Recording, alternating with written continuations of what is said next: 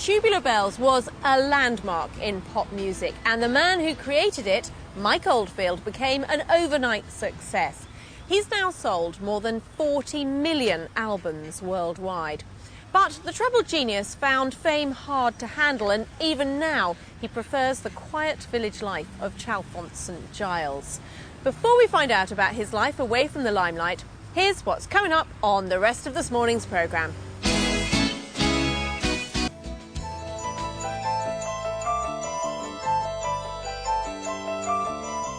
It's been almost 30 years since Tubular Bells took the music scene by storm, and Mike Oldfield has been keeping himself busy since then, working on numerous albums, reworkings of Tubular Bells, and writing music for both film and television.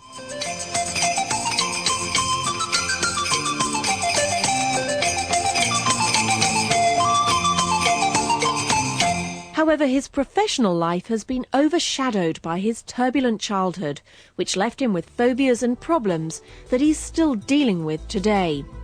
But with his latest music project, it seems that Mike is finally on a journey to find inner calm. Mike Oldfield, thank you very much for letting us into your home. Well, this is work, isn't it? That's home. Well, it's part of my home is my work. And this is where you're happiest, isn't it? Since I was very young, music was so important to me, and I was most happy when I'm working. As I'm getting older, it's becoming less and less important, and I'm sort of learning, I believe, how to, enjoy just being alive without music. But I've been, completely fanatical about music for most of my life. Mm-hmm. Tubular Bells is... do you get sick of it being everywhere? It's absolutely everywhere, isn't it? Every adverts at the moment are using it. Well, yeah, there's that one for the diesel car. Yeah. There's also, since Tubular Bells, which is this.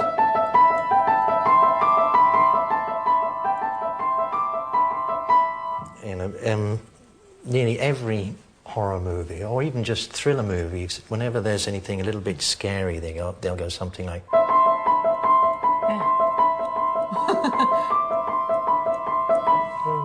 And even like things like the Pentium 3 advert is the first four notes of Tubular Bells. Of course it is. So are you haunted by it then? That all the time, every advert you see, every time anyone turns on a computer or whatever, you hear this dee, dee, dee, and you know it's yours. I have to be a little bit honest here. Actually, I sort of got it from Bach. Because Bach had, Tubular Bells starts at the bottom and goes upwards. Whereas Bach had a toccata and fugue in D minor, which is started at the top and went downwards. You see? So I love that piece of music, and I sort of thought, I wonder what happens if I turn it round the other way. And so, I wouldn't say I... You plagiarised Bach? No, just turned it round the other way. Royalties. This house, this piano. We ought to give it to his relatives. That's fascinating. Why did Tubular Bells come about in the first place? It was my way of hiding from reality. Mm-hmm. I was so afraid of life, of people, of myself, of being in the universe. The only thing that made any sense to me was the world I created for myself in my music, in my world of music. Listening to music, or...? No, starting to make it and listening to it. I also, I'd never really fitted in with at school. I always felt like a bit of a black sheep, I don't know why. I was just, didn't feel like I belonged there. Mm. And music became so important to me that from the age of about 8 until I made Tubular Bells. I was constantly writing music, keeping notebooks, composing things. And Tubular Bells was a combination of a whole childhood, adolescence of music. But then you had this enormous confidence that once you'd created it, that this was right. You stuck with it. Lots of record producers didn't want it. The only thing I had confidence of in my whole life. I didn't have any confidence. So how did you cope with the fact that you had this creation that you wanted to share, that you wanted to sell. What did you want to do with it? Did you want to make money, share it, or...? The only thing I was sure of in my mind was, you know, it was a good thing, that people would like it, it would be successful. I just couldn't understand why nobody else thought the same way, and why I was booted out of every record company. And so therefore, how did it come about? Richard Branson gave you the recording studio to use? For 1 week. Just 1 week? He said, "He give you a week, if we don't like it, and that's it." Out. And you burnt the midnight oil? Oh God, yes. I managed to do, you know, nearly, well, all of part 1 in 1 week. You know, and that's astonishing. I'm looking at it now, astonishing amount of overdubs. It was all one person playing, you know, every instrument. And that launched Virgin Records? Well, it did, yes.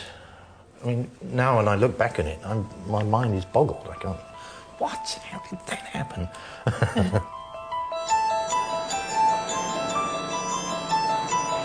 Tubular Bells for me always felt like quite a positive piece, and when you play the you know, those first 2 notes, it feels quite upbeat. And then there was this whole about face when it became the theme tune for The Exorcist.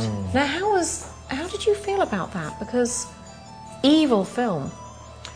Well, at the time, you know, I was spooked myself. You know, I used to imagine all these weird things, like somebody had put a curse on me, or there was, you know, I was, you know, under the influence of something. I sort of lived in that world. So first of all, I was scared of it, and I didn't go and see it until, you know, about 15 years after it came out. Seriously? Did it? So it didn't change the way Tubular Bells sounded to you, the fact that it was being used as this soundtrack? No, for an because evil film? I didn't go and see the film. You know. And also, it was sold outright to the film companies. You know, people think I've made, you know, a huge amount of money from it, but I didn't. Didn't you? You know? But that's the way things were in those days. You know. Yes. Well, obviously I want to talk so much to you more about music therapies and different roads that you've gone down, but first of all, we're going to go back to that Hollywood theme and dip into our Heaven and Earth celebrity archives to see what the famous think about the big questions in life. Barry White, very sure of his beliefs there. Mike, I suppose for you, early on, music became your support system as an escape from a difficult childhood. Was it classically running to your room and playing music? Yes, but the experience of making music was so powerful that it was almost like a, you know, a meditation, a religious experience. You know, I felt that through music I was in touch, you know, in contact with something.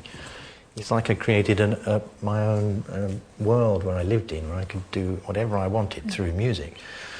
And you know, when it was successful, then, you know, I had complete freedom to do whatever I wanted. It was for me at that time, it was perfect. You know, as I got older, you know, things have changed. What was so... You were creating another world. What were the things in the real world that you were worried about, that were causing you torment, that you needed to escape from? Your mother's illness. My mother's illness. Unfortunately, my mother got rather sick. It was due to you know, a combination of circumstances. It was a pregnancy that went wrong when she was you know, probably in mid-40s. The kind of medical care that was available at that time, the drugs they prescribed, you know, a very heavy barbiturate sleeping pill. And so there was this terrible situation in our home, which up until then had been wonderful. You know, the first 5-6 years of my life, I had a perfect family. You know, and then I sort of discovered music, and I hid inside music. I used that as a way of hiding, you know, from the realities of life. Did your mother give you your love for music, do you think? For sure, yes. She was a wonderful lady. She was Irish, and I'm sure that's where I get most of my creativity from. And there's some other not so nice things, like my fondness for draft Guinness and things like that. But you know, and she could also recite poetry for hours and hours, and, you know, epic Irish poems. She was a wonderful Irish dancer. She could have been in Riverdance.